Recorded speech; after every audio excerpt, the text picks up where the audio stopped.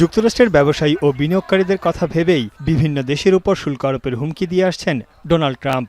মার্কিন পণ্য বিশ্ববাজারে তুলে ধরতে এবং যুক্তরাষ্ট্রে বিদেশি পণ্যের কদর কমাতে এই পথে হাঁটছেন তিনি।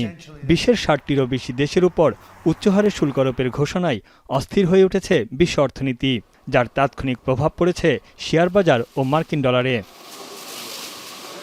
১৯৭৩ সালের পর চলতি বছরে মার্কিন ডলারের মান সর্বনিম্ন পর্যায়ে পৌঁছেছে। দীর্ঘদিন বৈশ্বিক বিনিয়োগের নিরাপদ গন্তব্য ছিল যুক্তরাষ্ট্র।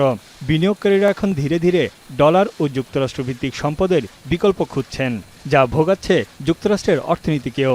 দেশটির বিপুল ঋণ এবং মুদ্রাস্ফীতির চাপে হিমশিম খাচ্ছে মার্কিন জনগণ। বিশ্লেষকরা বলছেন, উচ্চহারে শুল্ক আরোপে বৈশ্বিক মন্দা দেখা দেবে। শুল্ক ও বাণিজ্য নিয়ে বিভিন্ন দেশকে চিঠি দিয়েছে ট্রাম্প প্রশাসন।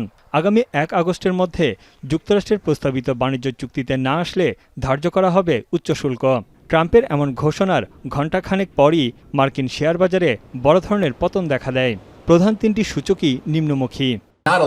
Still not a lot of time to make trade deals with 50 plus countries. So I think there's a continuing anticipation and anxiety about what the final trade deal and tariff levels will look like.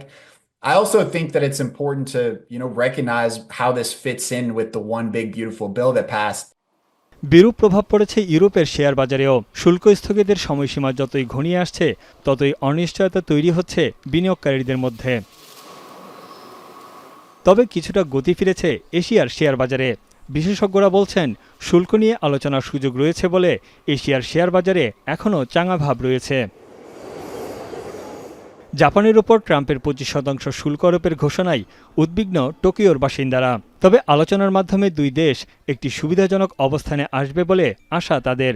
今までにない形の圧力を日本が食らってるというか味わってて、今そういう 25% っていう数字が出ちゃってるんですけどの結果っていう形なんで、同盟関係っていうのもあるんで、なかなか難しいところなのかなとは思うんですけども、日本としてはもちろん今は日米で交渉してますけども、もうちょっと例えばভারত, Indonesia, Sri Lanka ও পাকিস্তানের মতো বাংলাদেশের প্রধান প্রতিযোগী দেশগুলোর উপর কী হারে শুল্ক প্রযোজ্য হবে তা এখনও স্পষ্ট নয়। যদি তাদের উপর আরোপিত শুল্ক হার বাংলাদেশের তুলনায় কম হয়, তবে প্রতিযোগিতামূলক বাজারে অনেকটা পিছিয়ে পড়ার শঙ্কায় রয়েছে বাংলাদেশ।